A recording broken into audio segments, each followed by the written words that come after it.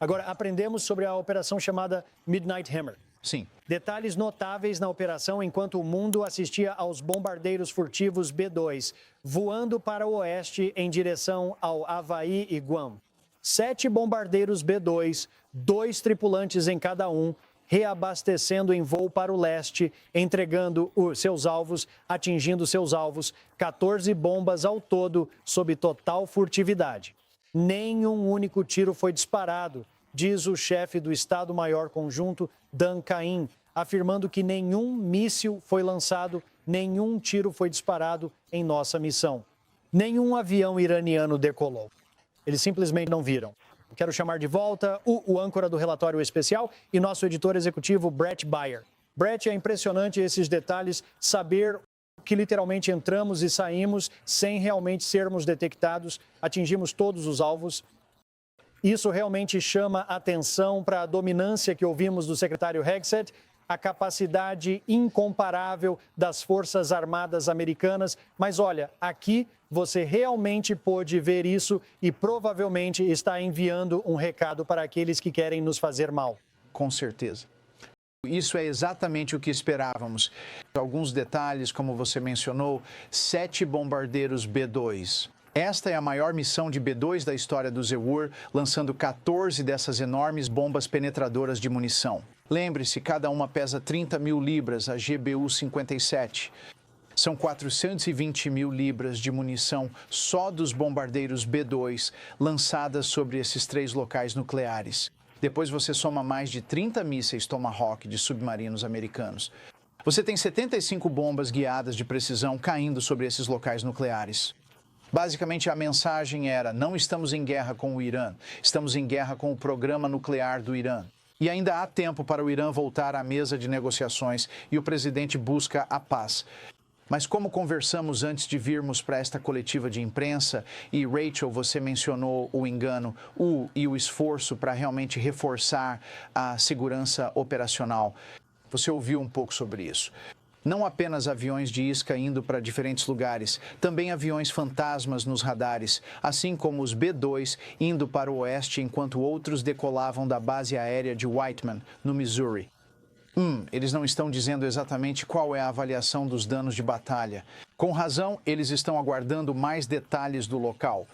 Mas essa é realmente a grande questão. Onde está o programa nuclear do Irã nesta noite? Parece que, ou hoje, e isso soa como se estivesse bastante devastado e dizimado. Brett, você tem alguma ideia de como eles, entre aspas, concluem uma BDA, uma avaliação de danos de batalha? Porque, sabe, a essa altura, vou me arriscar a dizer que é improvável que os iranianos vão receber inspetores para ver o que restou. Milímetros. Sim, os israelenses estão no terreno, eles estão no chão, em números significativos. Não sabemos exatamente como, onde, quando, mas eles fornecerão alguma avaliação dos danos de batalha do solo. E então, obviamente, nossos satélites e o que temos no ar podem nos dar imagens decentes.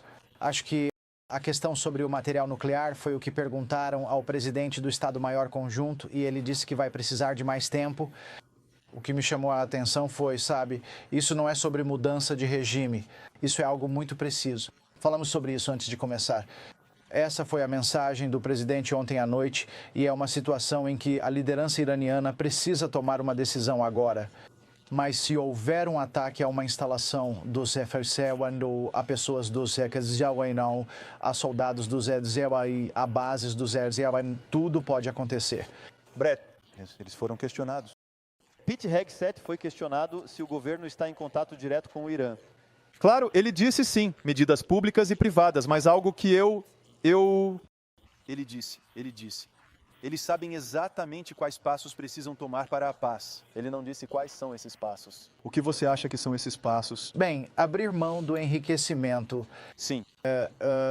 Tem sido um dos obstáculos para começar e eu acho que há uma longa lista sobre a qual eles vêm conversando com os europeus, que circulou e que os iranianos rejeitaram em Genebra. Eles podem mudar de ideia, voltar à mesa de negociações, considerando o que acabaram de ver ontem à noite. Mas vamos ver. A verdadeira questão é a liderança iraniana e como, quando ouviremos deles, Até agora tem havido muita bravata online, muita coisa nas redes sociais dizendo, sabe, que a resposta ainda está por vir. Vai ser devastador para Israel e para Israel. Claramente veremos e mencionamos os tentáculos de células terroristas, das quais realmente temos que ter cuidado. Isso foi muito encorajador para alguém como eu, que está muito preocupado com a possibilidade disso se transformar em uma mudança de regime. Isso foi bom. Por outro lado, há muitas armadilhas aqui. Temos as bases que estão lá e que são, de certa forma, vulneráveis. Apesar das ameaças do governo do Zemwata dizendo, não toquem nos nossos homens. Também temos os Houthis, que agora romperam o acordo de cessar fogo. Então, pode acontecer algo com nossos navios no Mar Vermelho.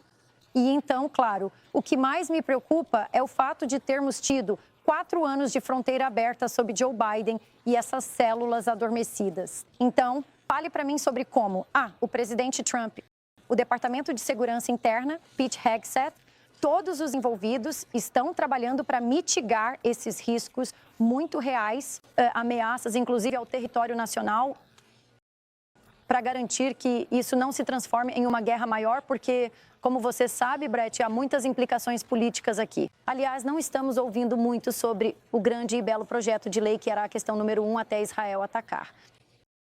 Mas também o fato de que, você sabe, isso não é uma questão de esquerda ou direita. Há muitas pessoas na base do MAGA que votaram em Donald Trump porque queriam paz e realmente esperam que isso leve à paz. Então, eu sei que falando muito, mas me fale sobre a política em torno disso, considerando todas essas coisas. Sim. Bem, antes de tudo, a ameaça do alcance terrorista do regime iraniano, que já faz isso há décadas, através de procuradores, cometendo atos muito ruins, sabe? O presidente chegou à conclusão de que esses tentáculos, esses elementos de alcance terrorista com uma arma nuclear ou até mesmo uma bomba suja representam uma ameaça exponencialmente maior para os Amels e para nossos aliados, e decidiu que era hora de agir.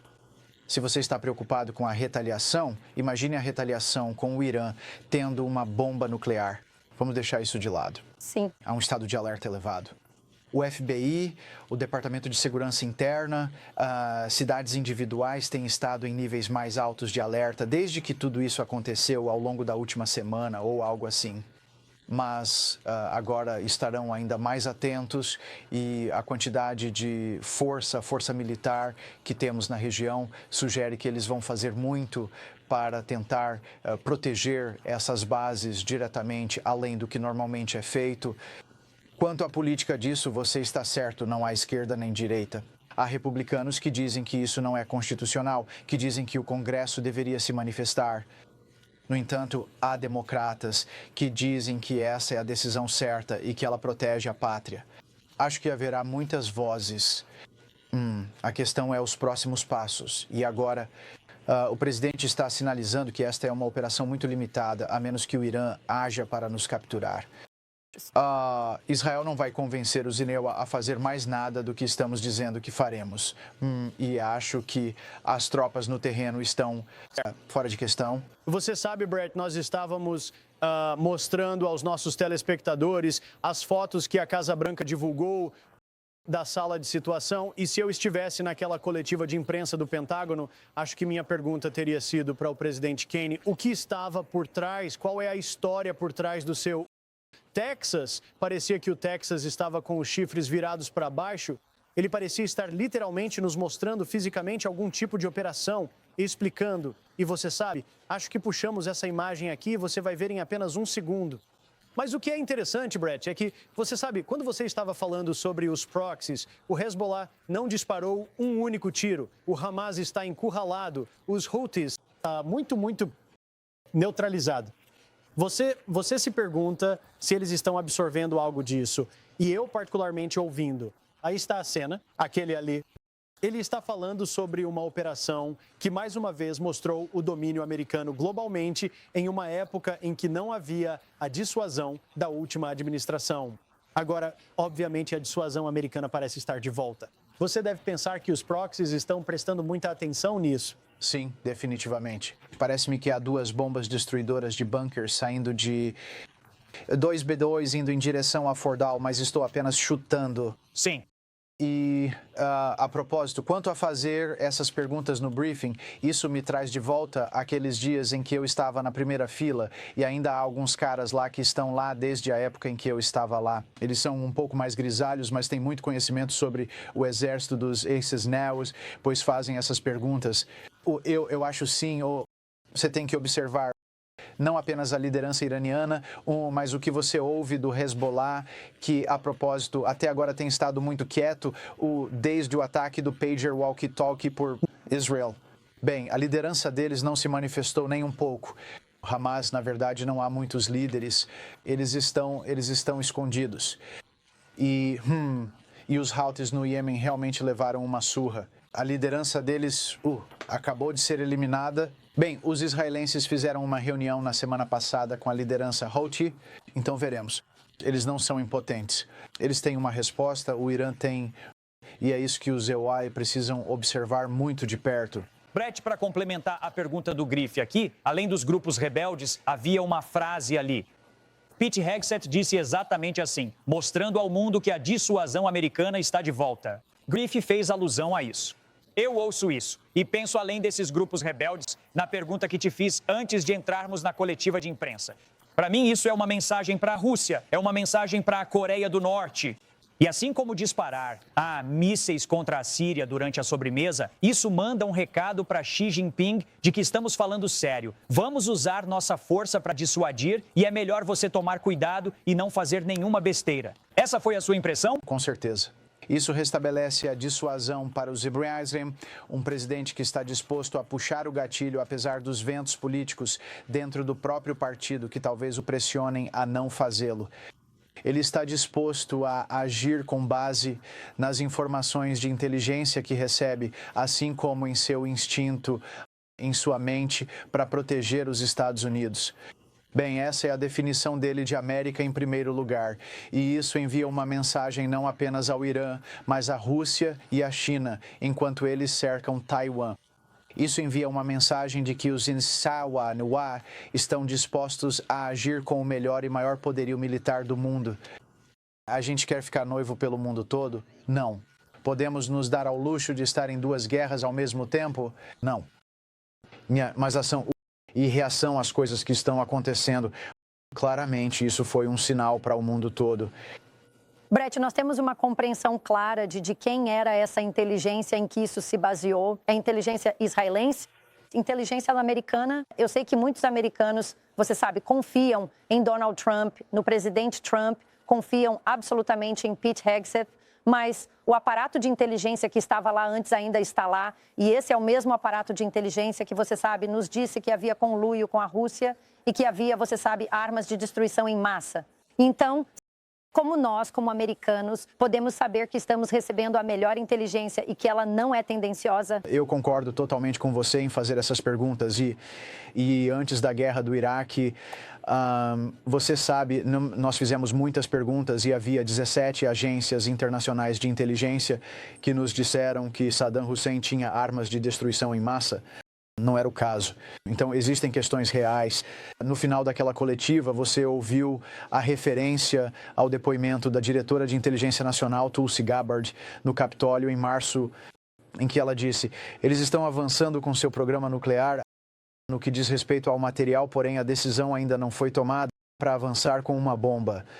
Entre março e esta ação de hoje, o presidente disse que está convencido de que viu informações de inteligência que sugerem que eles estavam avançando e se aproximando do ponto em que ele achava que era iminente. É isso que o primeiro-ministro israelense diz. E agora, Tulsi Gabbard e outros se uniram dizendo que estava avançando a tal ponto que se tornou uma ameaça. Você tem que confiar até vermos, mas é isso que eles estão dizendo publicamente e respondendo a essa pergunta. Bem, você sabe, só acrescentando a pergunta da Rachel, que realmente é uma questão muito importante sobre isso, parece diferente do que você mencionou sobre o Iraque, que desta vez a inteligência está pelo menos muito mais clara, já que tivemos esse relatório de 31 de maio da AIEA, que é o órgão de vigilância nuclear da ONU, pela primeira vez em 20 anos, dizendo que o Irã estava violando o Tratado de Não Proliferação Nuclear, enriquecendo urânio a até 60%. Eles dizem isso, Brett, eles dizem, abre aspas, o fato de o Irã ser o único estado não nuclear do mundo que está produzindo e acumulando urânio enriquecido a 60% continua sendo motivo de séria preocupação. Isso veio no final de maio e, obviamente, está de acordo, presumimos, com a nossa inteligência. Exatamente. E então o que a IA estava basicamente dizendo é que eles estão enriquecendo além do ponto de um programa civil. Eles estão enriquecendo urânio, eles têm o material, mas ainda não tomaram a decisão de avançar com uma bomba. Então, os iranianos dizem, não vamos fazer uma bomba, mas estamos estocando esse material em nível de armamento. E amanhã eles podem simplesmente decidir e dizer, queremos fazer uma bomba. Essa era a ameaça iminente. Sim. E a IA foi pública sobre isso. Acho que havia mais informações de inteligência sugerindo que outras coisas estavam acontecendo, como a movimentação de componentes pelo Irã. Bem, Brett, obrigado por se juntar a nós nesta manhã.